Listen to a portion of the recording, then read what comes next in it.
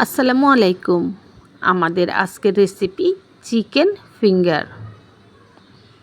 এটা খেতে হুবহুব রেস্টুরেন্টের মতো হবে, আর বানানোটা খুব সহজ। ঘরোয়া উপকরণ দিয়েই রেস্টুরেন্টের মতো এই চিকেন ফিঙ্গার বানিয়ে ফেলতে পারবেন একদম অল্প সময়ে। আশা করছি ভিডিওটা ভালো লাগবে। যদি সামান্য পরিমাণও ভালো লাগে, অনুরোধ রইল ফ্রেন্ডস ফ্যামিলির সাথে শেয়ার করবেন। চলুন চিকেন ফিঙ্গার বানিয়ে দেখাচ্ছি। তার জন্য লাগবে চিকেন, আর আমি মুরগির বুকের চিকেনটাই নিয়ে নিছি। এটাকে পরিষ্কার করে ধুয়ে ছোট করে টুকরো করে কেটে নিছি। এবার এই চিকেনটাকে ব্লেন্ডার করে নিচ্ছি। ব্লেন্ডার করার সময় অল্প একটু পানি ব্যবহার করেছি। একদম মিহিন করে ব্লেন্ডার করে নিচ্ছি। এবার এটাকে এক সাইডে রেখে দিচ্ছি। চিকেন ফিঙ্গার বানাতে আরও লাগবে আলু। একই সাইজের 4টি আলু সেদ্ধ করে খোসা ছাড়িয়ে নিছি। এবার এই আলুগুলোকে মথে নিছি, একদম মিহিন করে মথে নিছি। এই তো দেখুন। এবার আলু এবং ব্লেন্ডার করা চিকেন এক সাইডে রেখে দিছি। তারপর চলুন দ্বিতীয় স্টেপে। চুলায় হাঁড়িতে আমি তেল নিয়ে নিছি পেঁয়াজ কুচি, কাঁচামরিচ কুচি। পেঁয়াজ কাঁচামরিচটা নিজেদের ইচ্ছা মতো নিতে পারবেন, কোনো অসুবিধা নেই। তারপর এগুলোকে গোল্ডেন কালার হওয়া পর্যন্ত ভেজে নিছি। এবার দিয়ে দিচ্ছি হাফ কাপের মতো পানি। চিকেন যে ব্লেন্ডার জগে ব্লেন্ডার করেছি সেই জগটা ধুয়েই হাফ কাপের মতো পানি দিয়ে দিচ্ছি। দিয়ে দিচ্ছি 1 চা চামচ রসুন বাটা, 1 চা চামচ আদা বাটা, 1 চা চামচ লবণ, 1 চা চামচ মরিচের গুঁড়া, হাফ চা চামচ হলুদের গুঁড়া, 1 চা চামচ রাঁধুনি মুরগির মাংসের যে মশলাটা আছে সেটা। তারপর সব কিছু একসাথে মিশিয়ে কষিয়ে নিচ্ছি।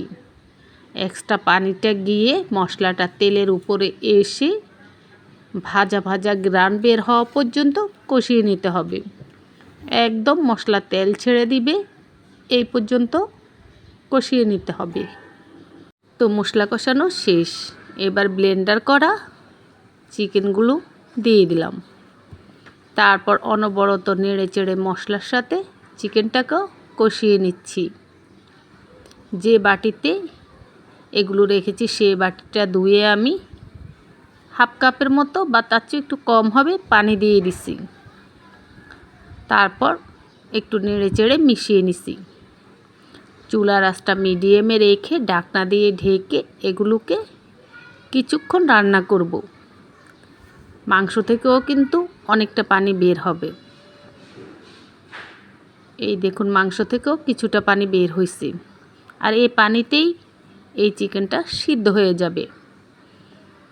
তো সম্পূর্ণ পানিটা গিয়ে তেল, মশলা এবং মাংস ভালো করে কষা কষা ভাজা ভাজা হওয়া পর্যন্ত ভেজে নেব। আর সম্পূর্ণ টাইমটা ঢাকনা দিয়ে রাখবো। মাঝে মাঝে ঢাকনাটা সরিয়ে এভাবেই আমি নেড়ে দিছি। দেখুন, সম্পূর্ণ পানিটা গিয়ে মাংসটা একদম ভাজা ভাজা হয়ে গেছে। এবার দিয়ে দিচ্ছি আলু। আলুটা দেওয়ার পরও খুব ভালো করে মেশাতে হবে।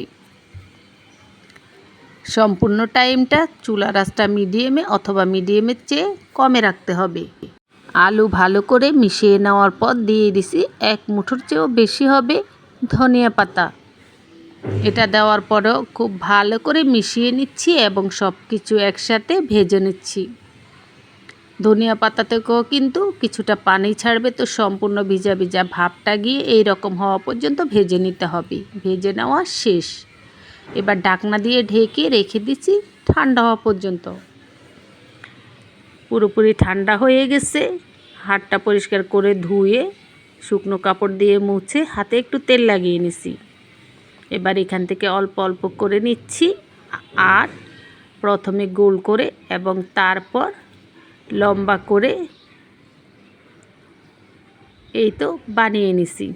আর এভাবেই একটা চিকেন ফিঙ্গার বানানো হয়ে গেছে। ঠিক একইভাবে আমি আরেকটাও বানিয়ে নিচ্ছি, আর সবগুলো বানিয়ে বানিয়ে এই প্লেটের উপর নিয়ে নিচ্ছি। এই তো দেখুন কতগুলা হয়েছে। আপনারা চাইলে এর চেয়ে লম্বা করে, এর চেয়ে মোটা করে, মানে আপনাদের ইচ্ছে মতো সাইজ দিয়ে বানিয়ে নিতে পারবেন। তো এগুলো এবার আমি নর্মাল ফ্রিজে রেখে দিছি পাক্কা 30 মিনিটের জন্য। আর এরই ফাঁকে একটা ডিম খুব ভালো করে ফেটিয়ে নিচ্ছি। কেউ যদি ডিমটা ব্যবহার করতে না চান, পানির সাথে একটু ময়দা দিয়ে এরকম পাতলা করে গুলে নেবেন, তাহলেই হবে। 30 মিনিট পর চিকেন ফিঙ্গারগুলো নর্মাল ফ্রিজ থেকে নামিয়ে নিছি। তারপর ফেটানো ডিমের মধ্যে চুবিয়ে ব্রেড গামের মধ্যে গড়িয়ে নিচ্ছি। ঠিক একইভাবে আবারও ডিমের মধ্যে চুবিয়ে ব্রেড গামের মধ্যে গড়িয়ে নিচ্ছি, মানে ডাবল করে ডিমের মধ্যে চুবিয়ে ডাবল করে ব্রেড গামের মধ্যে গড়িয়ে নিছি। তো এভাবে আমি মোট 2 কালারের ব্রেড গামের মধ্যে এগুলোকে গড়িয়ে নিছি। তারপর সবগুলো হয়ে গেছে, এক সাইডে রেখে দিছি। এবার ভেজে নেওয়ার পালা। চুলা হাঁড়িতে তেল দিয়ে দিছি। তেলটা ভালো করে গরম হয়ে গেছে। তারপর চুলার আঁচটা মিডিয়ামে কমিয়ে দিছি এবং এখানে আমি 4টি দিয়ে দিছি। দেওয়ার পর কিছুক্ষণ অপেক্ষা করতে হবে। এক সাইড হয়ে গেলে আরেক সাইড উল্টে পাল্টে এগুলোকে ভেজে নিতে হবে। আর এগুলো ভাজতে কিন্তু বেশি সময় লাগে না। অনেকক্ষণ ধরে যদি দিয়ে রাখেন, নাড়াচাড়া না করেন, সেক্ষেত্রে পুড়ে যাবে। তাই দেওয়ার কিছুক্ষণ পরে উল্টে পাল্টে নেড়ে ভেজে তুলে নিতে হবে। এই তো দেখুন এগুলোর মধ্যে মুচমুচে কালার চলে আসছে। কালার দেখলে আপনারা বুঝে যাবেন যে ভাজা হয়ে গেছে। তারপর তুলে নেবেন তেল থেকে। এভাবেই আমি সবগুলো ভেজে প্লেটের মধ্যে তুলে নিচ্ছি। বন্ধুরা, এগুলোর কালার কিন্তু অনেক সুন্দর হয়েছে, কিন্তু আমার ক্যামেরায় এত সুন্দর কালার আসছে না। আমি এই প্লেট করে বদলে বদলে আপনাদেরকে দেখালাম। আচ্ছা, যারা বুঝার বুঝে নিন। তো এবার একটা ভেঙে দেখাচ্ছি। এর ভেতর থেকেও কিন্তু অনেক সুন্দর হয়েছে, আর এগুলো খেতে কিন্তু অনেক মজা হয়েছে। আপনারা বাসায় একবার বানিয়ে দেখবেন, তাহলেই বুঝতে পারবেন কতটা মজা।